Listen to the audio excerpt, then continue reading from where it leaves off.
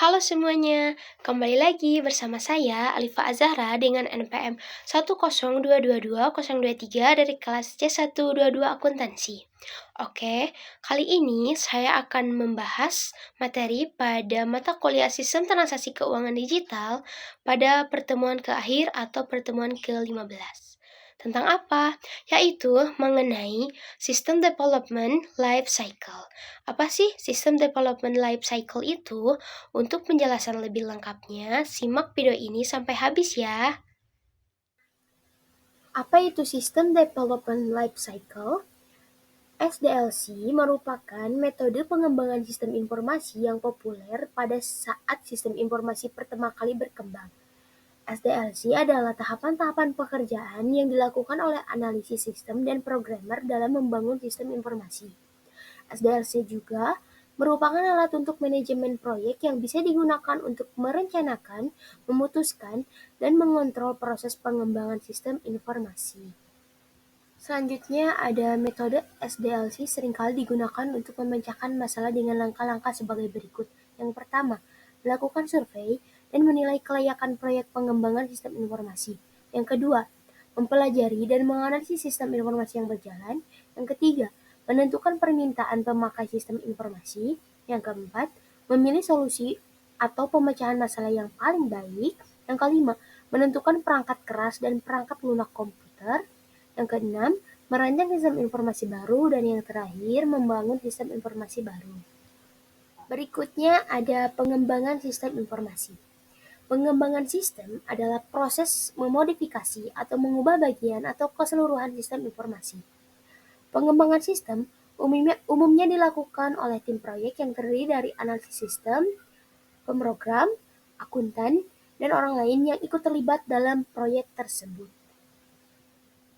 Lalu selanjutnya ada tahapan utama dalam siklus pengembangan sistem, antara lain yang pertama, tahap perencanaan, yaitu studi kelayakan, diagram arus logis, dan kamus-kamus data. Lalu yang kedua, tahap perancangan, yaitu laporan perancangan sistem, rancangan atau desain bagan arus dan tabel keputusan.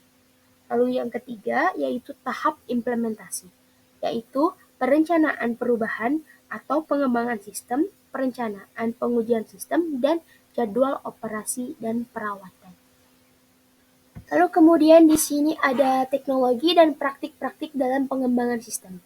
Yang pertama, pengendalian produktivitas analisis atau pemrogram. Adanya komunikasi antara analisis atau pemrogram dengan pemakai. Lalu yang kedua ada pemrogram terstruktur, standar rancangan, gaya pemrograman, dan rancangan memadai. Lalu yang ketiga ada Computer Aided Software Engineering atau CASE,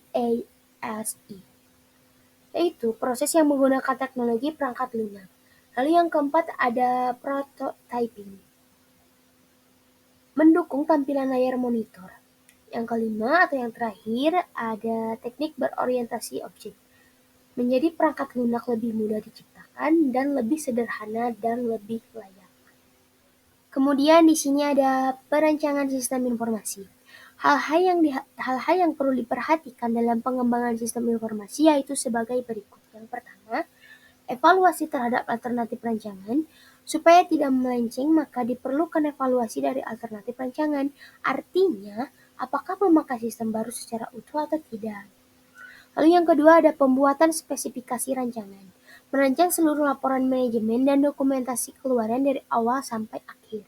Lalu yang terakhir ada pembuatan dan penyampaian rancangan sistem, yaitu spesifikasi rancangan harus lengkap dan disajikan dalam bentuk proposal. Lalu selanjutnya kita masuk ke dalam pembahasan atau slide yang terakhir, yaitu mengenai analisis pengembangan sistem informasi. Metode analisis sistem yang biasa dilakukan adalah sebagai berikut. Yang pertama, analisis problem system atau identifikasi masalah. Yang kedua, analisis kelemahan sistem.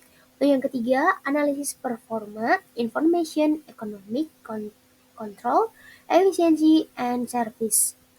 Lalu yang keempat ada analisis studi kelayakan, dan yang terakhir atau yang kelima ada analisis kebutuhan sistem. Oke, baik teman-teman. Mungkin itu saja yang bisa saya sampaikan. Mohon maaf bila ada kesalahan dalam pengucapan kata maupun kalimat. Saya Alifa Zahra, pamit untuk undur diri. Terima kasih yang sudah menonton video ini sampai akhir. Wassalamualaikum warahmatullahi wabarakatuh. Bye-bye.